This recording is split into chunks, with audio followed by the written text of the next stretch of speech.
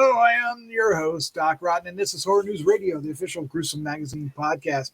We're back with me again this week are the scariest, goriest, bloodiest co-hosts on the net. And tonight we review Archive 81, a show from producer James Wan, streaming now on Netflix. All right, let me introduce the crew, starting off with lead news writer for Gruesome Magazine, the one and only Dave Dreher. How you doing, Dave? Gentlemen, I am well. How's you all? We's a good. And suddenly we're Italian. And suddenly, but it's good to see you, sir. All right, let's welcome, shall we, Dave, our special guest host, the usual co-host for Heroes and Droids, Christopher Slattery. We call him the SLATTMAN. SLATTMAN. How you doing, sir?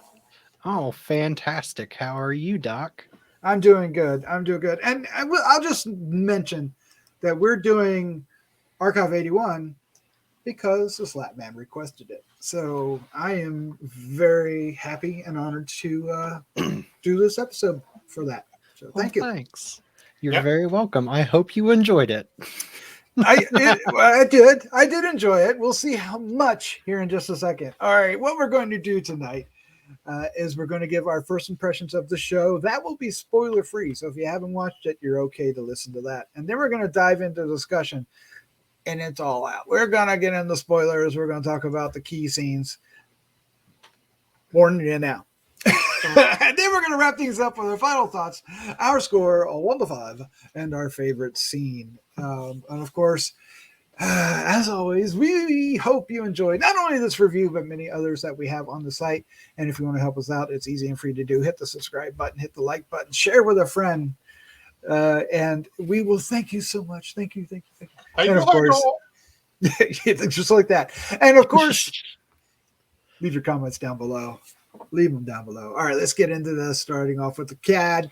Archive 81 on Netflix 2022, begin streaming, available streaming, as I would say here, on January 14th, 2022. It's an 8-episode series. The synopsis is: an archivist hired to restore a collection of tapes finds himself reconstructing the work of a filmmaker and her investigation into a dangerous cult. It's created by Rebecca Sonnenshine. It's directed by Rebecca Thomas, Justin Benson, Aaron Moorhead, and Haifaa Al-Mansour, or something very close to that. It's written by Michael Narducci, Helen, Leigh, and Rebecca Sonnenshine, and a few others. And it's based on a podcast, Dave, Daniel Powell and Mark Solinger. So that's kind of cool. The cast includes names that I'm going to be embarrassed by. Mamadou Athi, we're going to go with that. Dina Shahabi, Evan, Jonah Kite, Julia Chan, Ariana Neal, Martin Donovan, that's one name I recognize, Charlie Hudson III, and Kristen Griffith, among others. And as I said before, this is streaming on Netflix and 8 episodes long. So this is going to be interesting. We're going to review the show as a whole, just the entire series. So let's start off with the SLATTMAN as our guest. Sir, what was your first impression of Archive 81? So as a show, I think it is fun. It has a lot of really good moments that kind of peaks a little too soon. That's a good way to put it.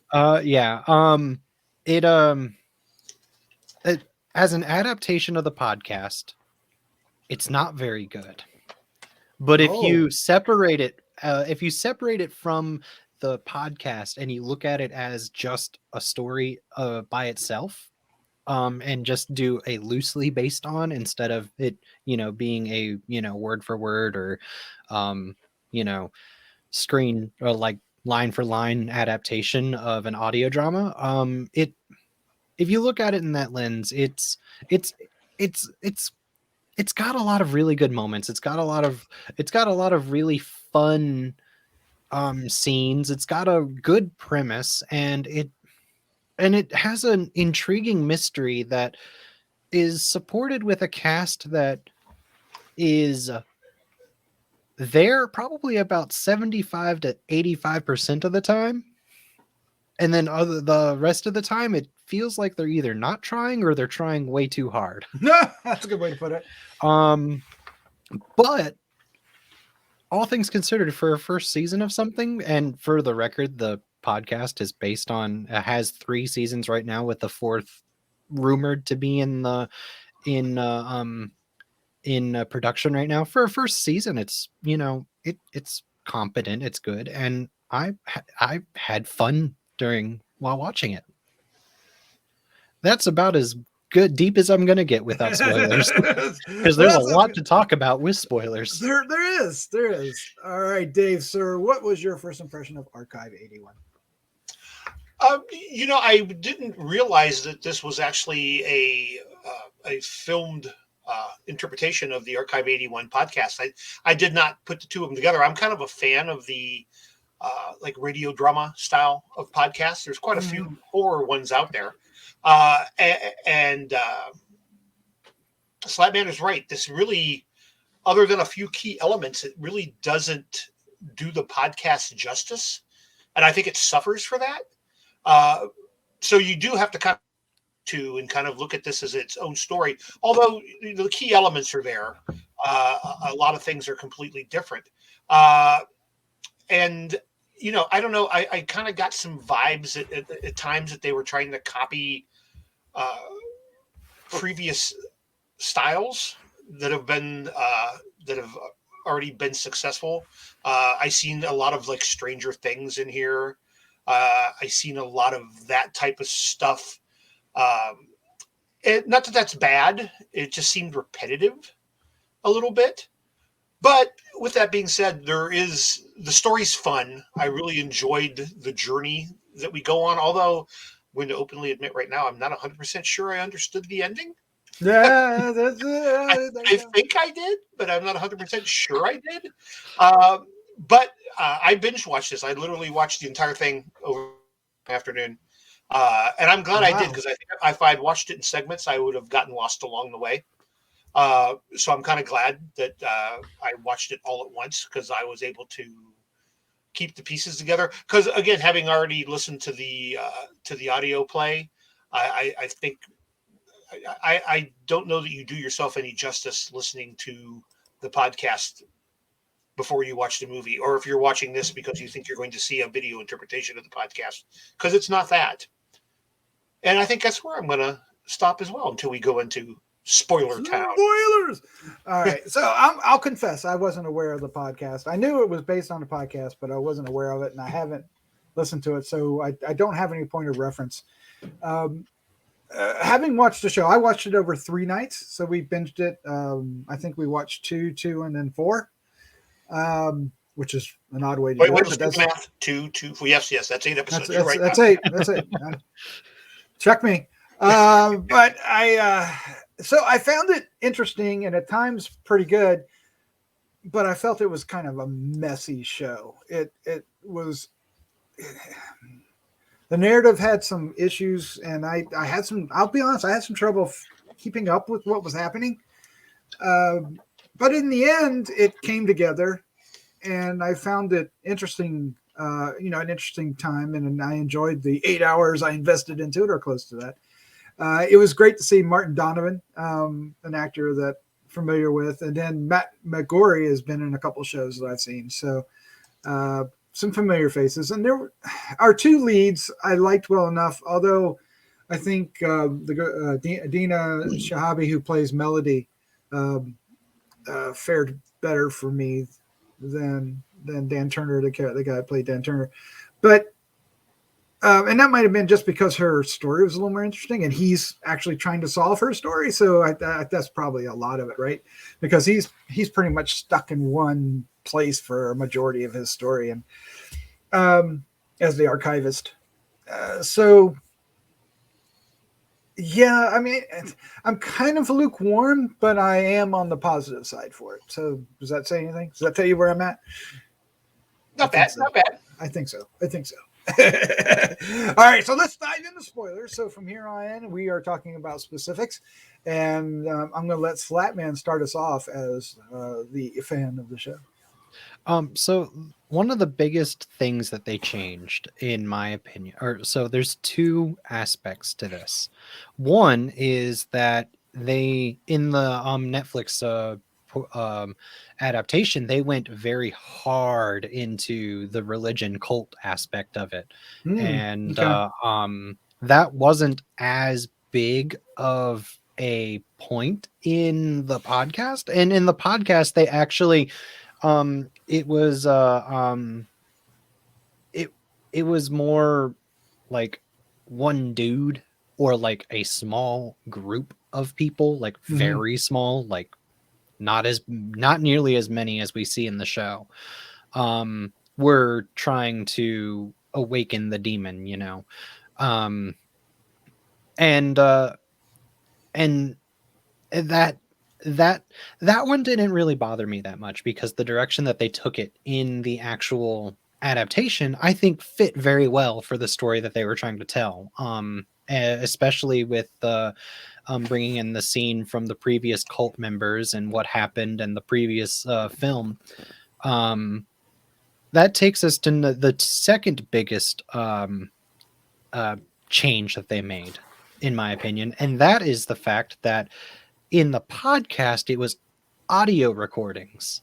In the Netflix adaptation, it's videotape, which That's makes just a lot of sense for the medium. You know, it would be very boring to make a TV show about a dude listening to, you know, cassette tapes like over audio. But because of that, they added the whole thing of the filming of the ritual and all that stuff, when that wasn't really a part of the um original adaptation. So that whole scene with the previous cult and stuff, and the movie maker, like all of that stuff wasn't in the podcast. So it was new and it worked. I thought it worked pretty well. But the biggest change to this whole thing is the fact that in the podcast, Dan didn't matter. Dan was not connected to the story. Dan's father wasn't connected. Dan didn't have that tragic past life. Dan was just a dude that got selected and hired to restore the cassette tapes because he was just good at his job, right? But in the and that was made a point that it didn't matter who restored the tapes and listened to them. All that mattered is that someone listened to them, because that was what was required to to thin the line between the two dimensions, so the boss could try to perform the ritual in present day. right. So that aspect of it, like adding the personal connection of Dan in the Netflix series, and having his father be I am blanking But on he was a psychiatrist in it. yeah, I'm Yeah. blanking on our lead's name. Oh, Dan Turner, and his father was Steve Turner. Is that what No, you're talking the girl. Oh, Melody. Melody, yeah. And having Dan's father be Melody's psychiatrist, that was all very different, very, very different. And it kind of gave it a different vibe than what the original story was going for, I think. And it kind of turned into a sort of like Chosen One-esque like story for Dan, when in reality Dan was just a vessel to help move the story along, and literally didn't matter in the end, but it seemed like he mattered a lot more. So with those things in mind, does that change anything that y'all think about?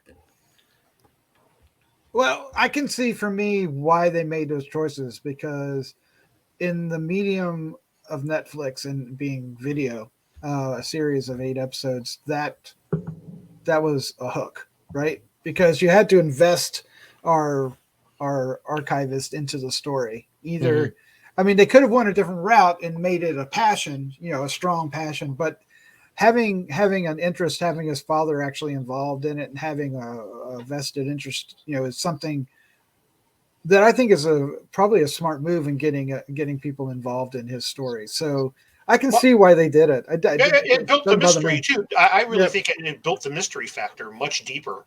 Yeah. I mean, one of the best moments, at least for me, one of the best moments was the reveal of the. Okay, again, we are in spoilers. We're in spoilers. Right? Yeah. Yeah. The reveal that the father is the person in the red hoodie or whatever. It was. Yeah, he's the one that walks in the room. Yep. Yeah, and I just thought I was just like, oh shit! I didn't see that coming. And I really enjoyed that actually. So. I kind of felt like it added to it. I guess maybe we have to look at the podcast and this video adaptation of it as two separate entities. And I think they both succeed on their own merits. I really do. In their own medium. Yeah. I can see that. Now, you know me, I'm a found footage fanatic. Definitely champion and this had a lot of found footage in it, right?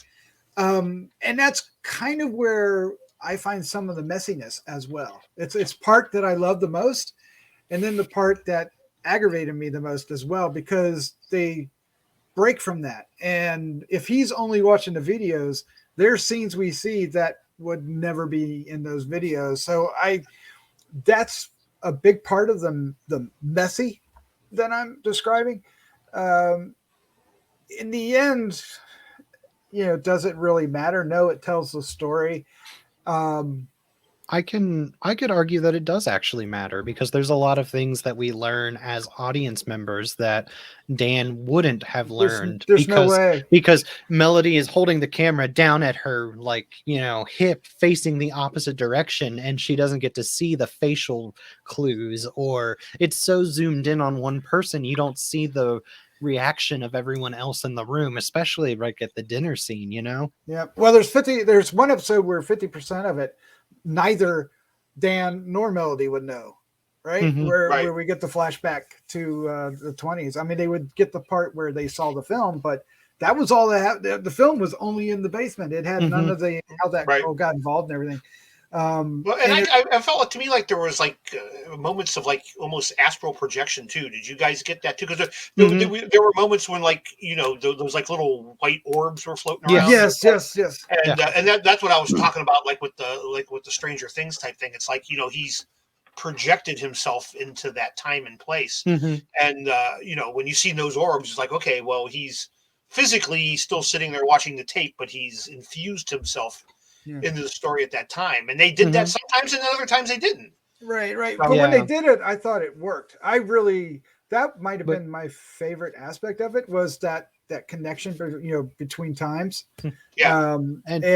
Go ahead. Sorry. But going off of that, I think you're about to actually say this, is that as soon as they make that realization Dan makes that realization, and as soon as he's like, oh, I've got to I can get back to her. I can go back and save her because I know what's going to happen, and maybe it'll change the events so that happen.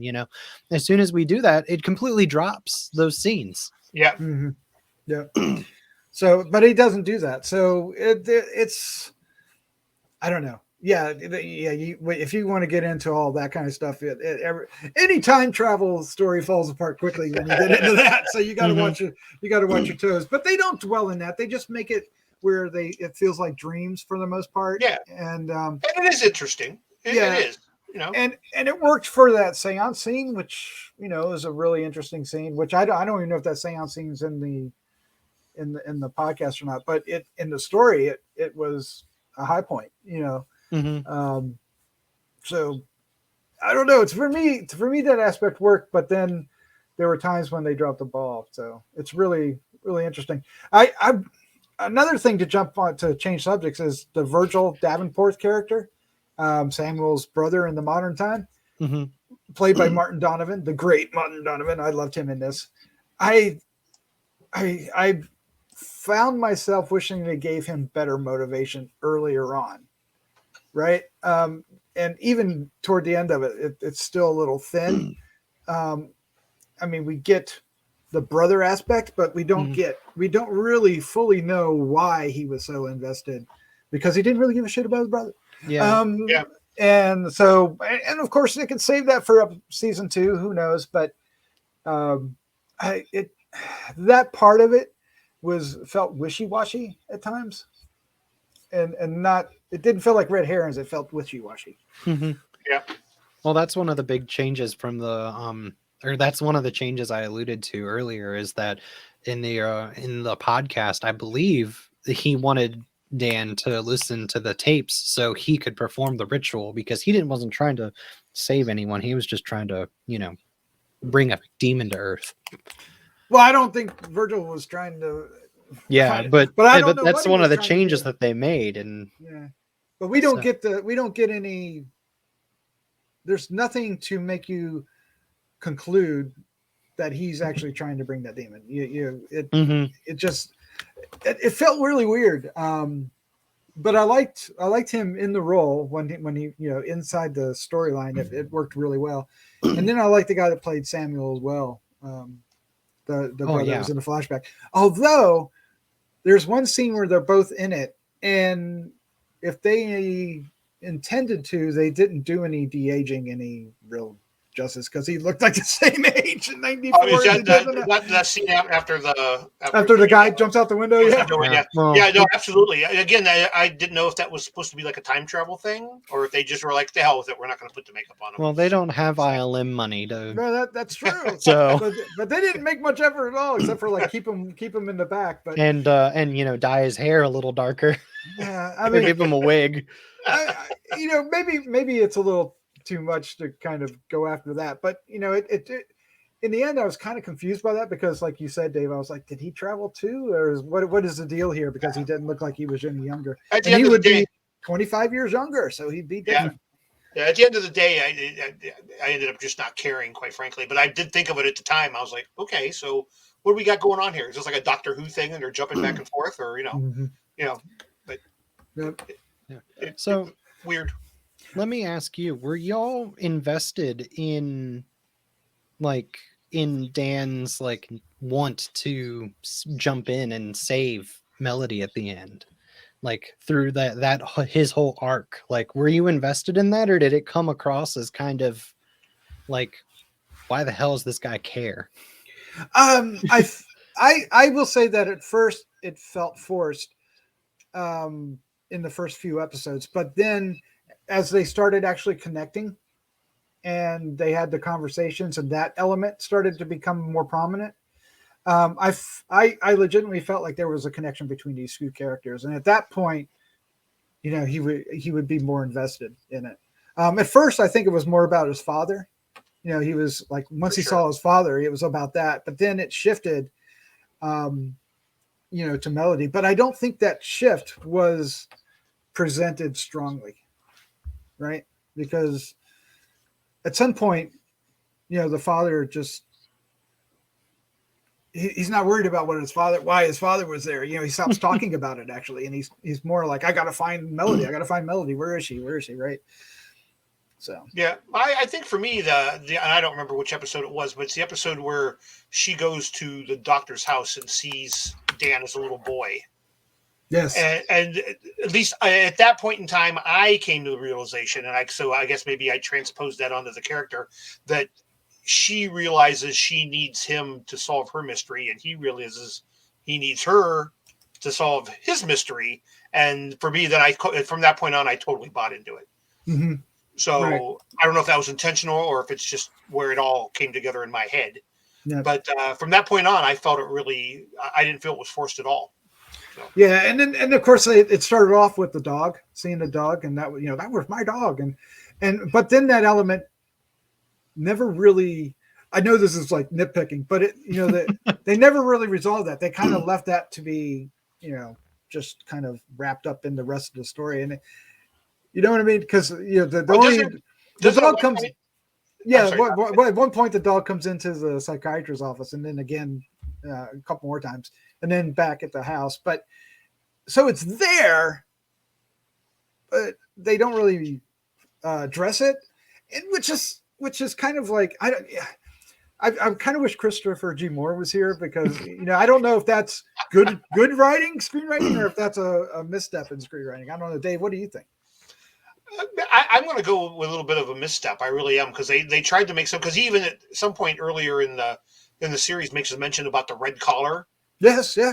And it's like what? There's only one red collar in all the freaking world. You're sure that's the red collar? Really? Seriously? That's what we're going to base it on? I mean, they couldn't have done something a little more market, like the dog only has 3 legs, or something that you'd be like, a patch or something on it. Yeah, something like that. It seemed very forced, and it seemed like an attempt for us to try to make a connection that didn't need to be made, quite frankly. Yeah, it didn't matter in the end, right? Yeah, it didn't matter. I mean, once he showed up, it didn't matter. But the father, that is, having the dog was irrelevant, and it felt kind of this Klingon that was stuck on the side. So, before we get into it, I want to just mention Kristen Griffith, who plays Cassandra, the artist, or the neighbor whose wife or sister, I think it was her sister, was an artist. Mm-hmm. And had died, and she was all involved in it and had the jar of paint. Is that the sniffing lady? That's the sniffing lady, exactly. I was getting ready to say that, the one that would go up and sniff everybody. I found her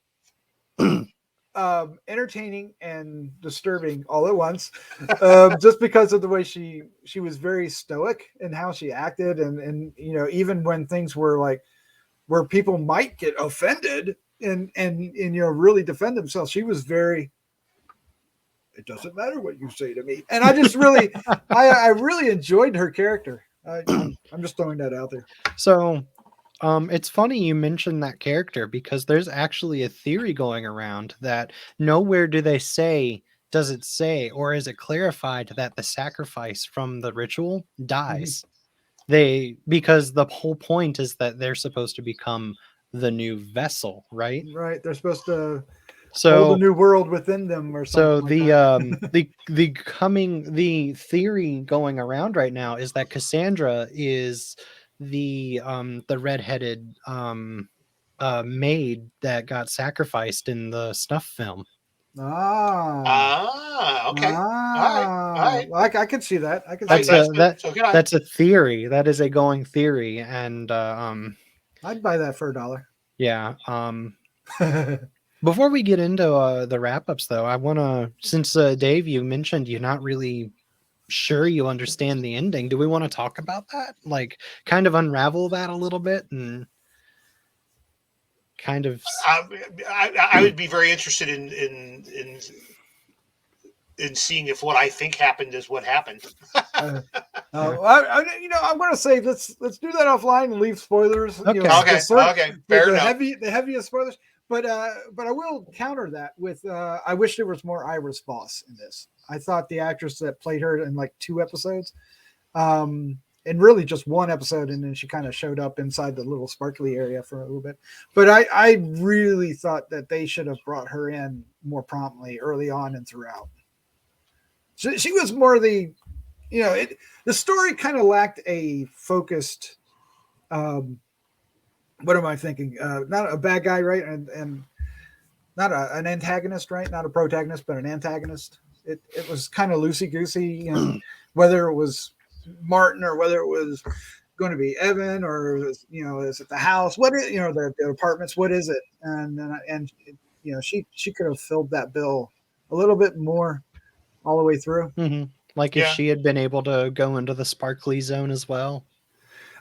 Or just kind of been a little bit more of a presence. I mean, she's there, and there's like, you see the face and the things, but if they could have, I don't know, it felt like one of those last minute things that they throw in, and it certainly didn't have to be, because she could have easily been in the entire. And again, I feel like I'm nitpicking, and I don't want to rewrite the show, but I just really, when she became a part of it, for me, it started to really come together. And the episodes that I thought were kind of, starting to lose me, if that element was there, I feel like I would have held on a little tighter.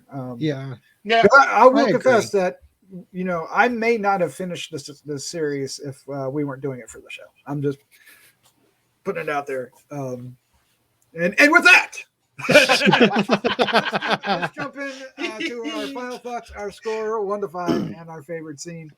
Slatman, sir, you are first. So as a whole, I think it's worth your time. I think it's a fun series. If you are a fan of the podcast, go into it with an open mind that it is a very loose adaptation and not a word for word adaptation. And I think you'll enjoy it. It's got a good mystery to it. It's got some fairly well acted characters and good character motivation, even if it takes a while to get there at times.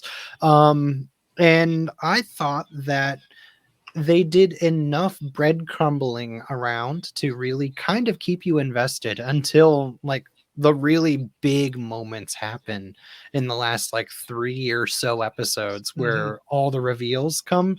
Like I was heavily like invested throughout all that.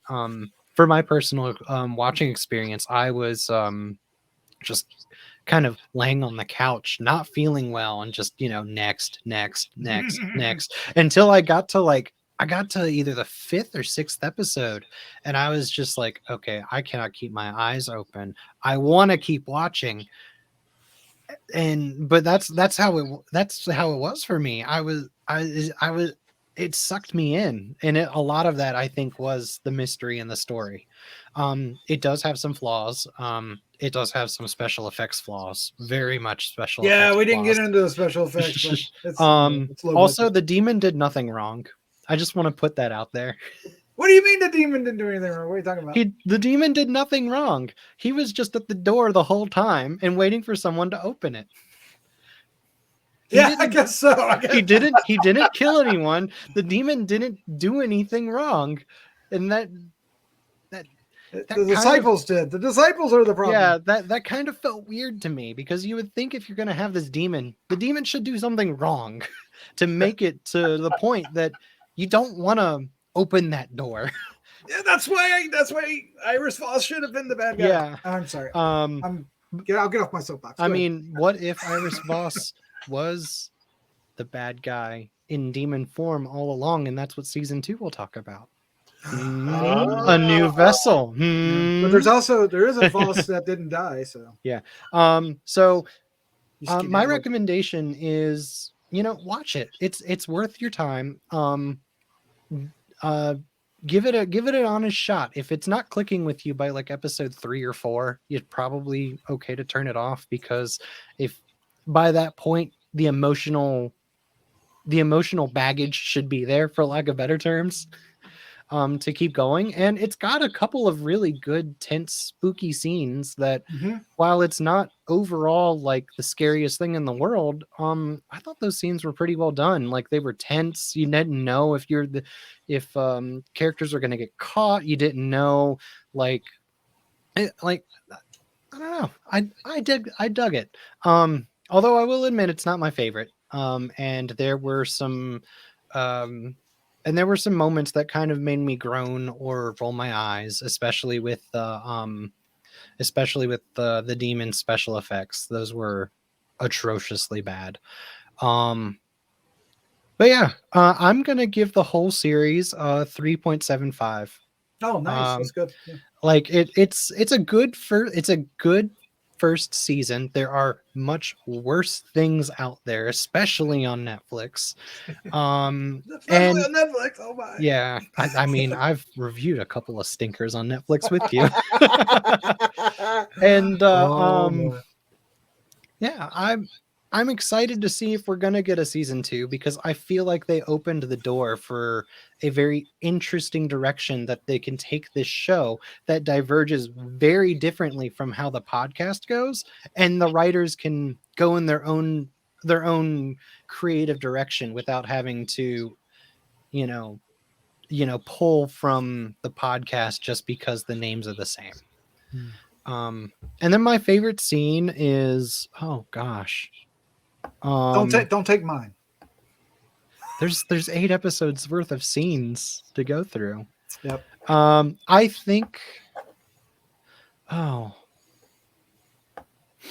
I think it's probably the reveal that the mold is growing in the basement of where Dan is, and he goes down in, and it's the same, like built the same setup as what was in the snuff film. Yeah, and in the mansion and the bottom of the Yeah, and visor, yeah. and the melody like videotapes are all just playing on repeat over and over again, and the idol's there and the book is there, and like that scene was probably like top tier tense the whole time, and in a really cool way to reveal the true nature of our man Vincent. Or no, Virgil. We can call him Vincent. Yeah, Martin Donovan. I just to jump on that real quick. I was wondering if that was a recreation or did they excavate it and place it there? Because it was built upon the visor, which is interesting. We haven't talked about the visor itself much, which is like the first 3 episodes is visor, and but when because the Voss, the Voss mansion, that's the only thing that survived and just built on top of it. And then it felt like maybe they moved it out to the country. I don't know. I was wondering.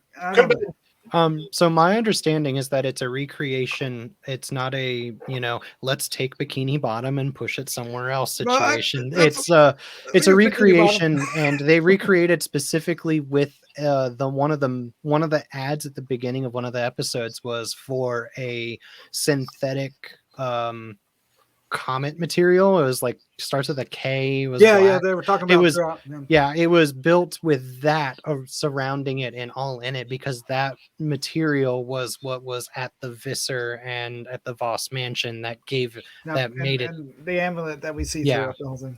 So it was my impression that it was specifically built to spec using the fake comet. I'll buy that for $1. All right, Dave. Now you have $2.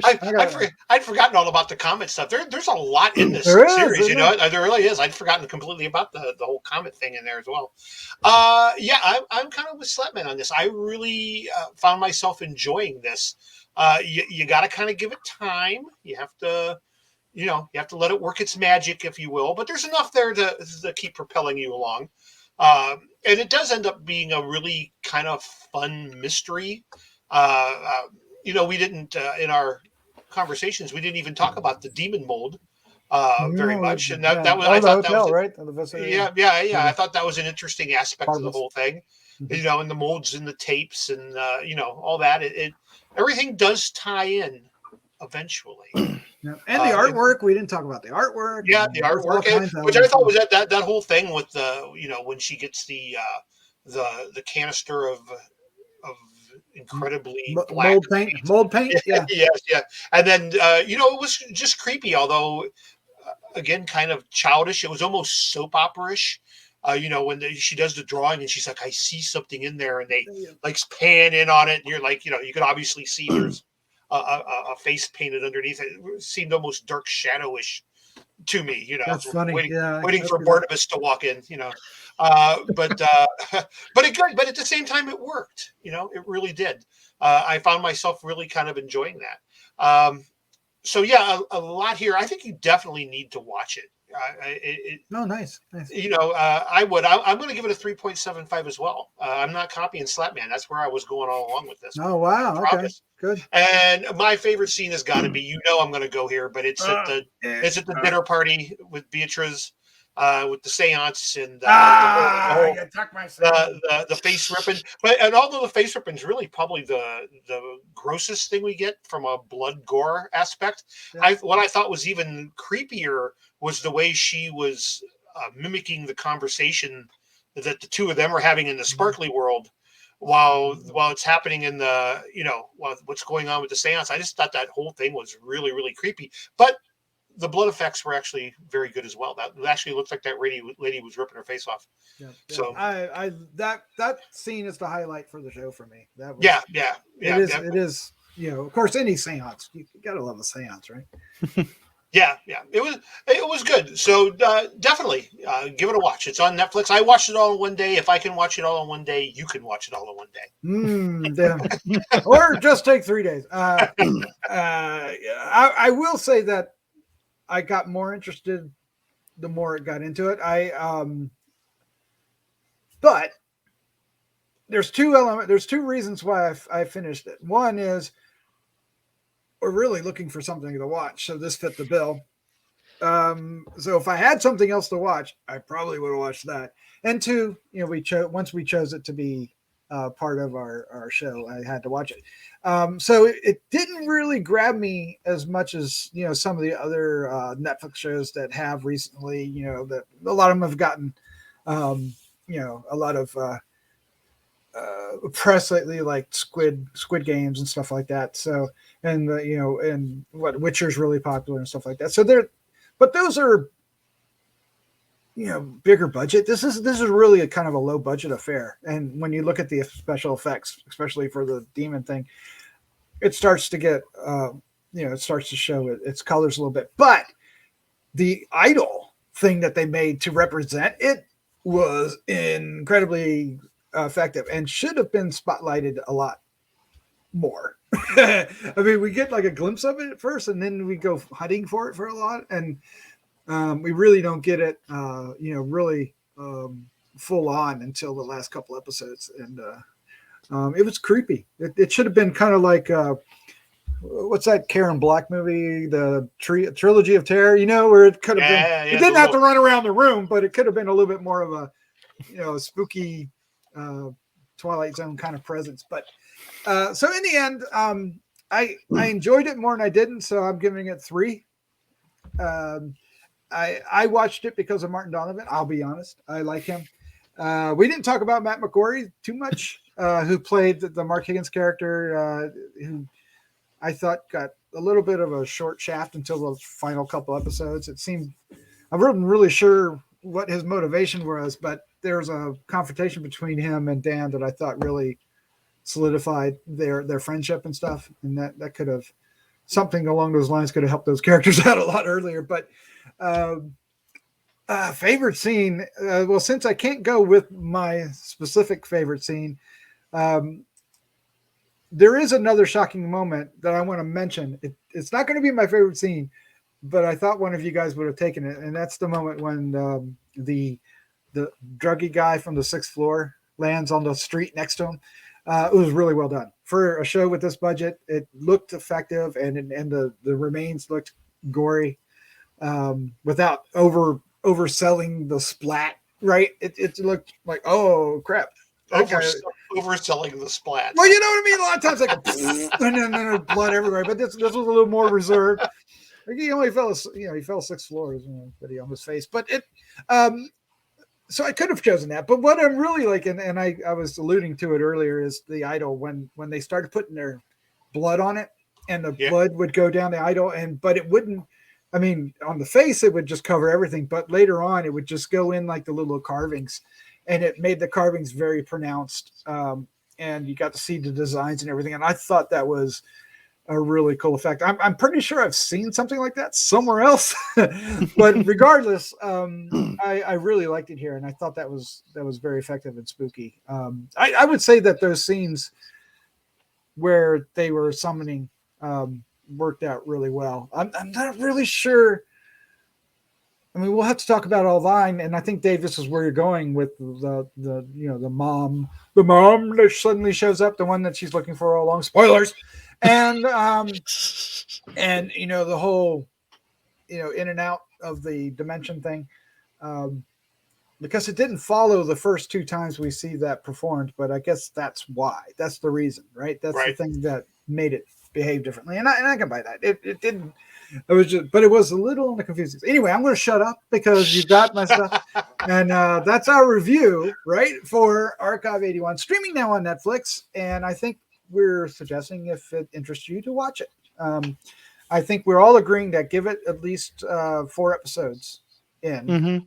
Yeah, for Or sure. whatever. What's the episode? Was the seance? Is that episode 4? That is episode 4. Yeah. Yeah, Yeah, you'll I mean- be hooked if you get in through episode 4. Yeah, because that's when things really start to take off. And I will agree with that. That's kind of where I got into it. So yeah, because I was like, so Slatman and Dave, thank you for joining me. This is awesome. That sounds like a new cop show, Slatman and Dave. Slatman and Dave. I like it. Maybe we should have Ratty come with us too. Ratty. Oh yeah, the Ratty show. Yeah. Okay, so there's another podcast we do. A little aside for those still listening that you enjoy. There's another show we do, Our Heroes and Droids, and we're doing Peacemaker right now, where Eagle, his sidekick Eagle, is called Eagly. And then I was like, that's the silliest thing I ever heard. And then he calls this guy Ratley. I was like, okay, maybe it's not that damn silly. All right, let's get out of here. Let's say good night. Good night. Good night.